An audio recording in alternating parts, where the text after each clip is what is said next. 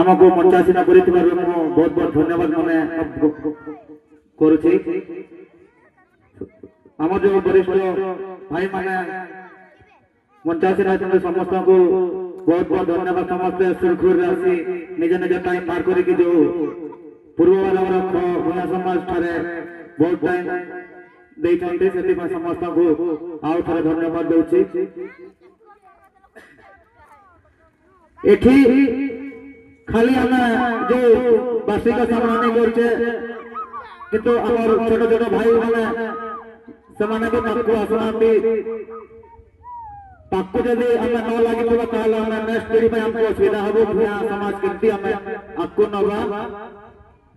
जे कि एबे जो वरिष्ठ माने अछन्ते हमको तांको पछरे भाईबाकू पड़िबो माने हमर गो हत्या स्त्री हत्या केमती काम कार्य करा जाउछि से गुडी को हम निहाती भाबरे देखिबा दरकार ताहले जे कि हम नेक्स्ट आगामी पीढ़ी रे हमें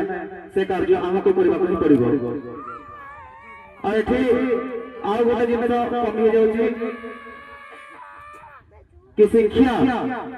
गुरुत्वपूर्ण दबा हम समझते जे कि आम पीढ़ी तो गलानी किंतु नेक्स्ट पीढ़ी जते बळे बाहरिबे निज निज छुआ पिला मानकु आमे कंचा थिला बळे मांस को जमती मोड़बो जमती से मरि हो मो रिक्वेस्ट करूची समस्त मां मासी एवं बापा भाई मानकु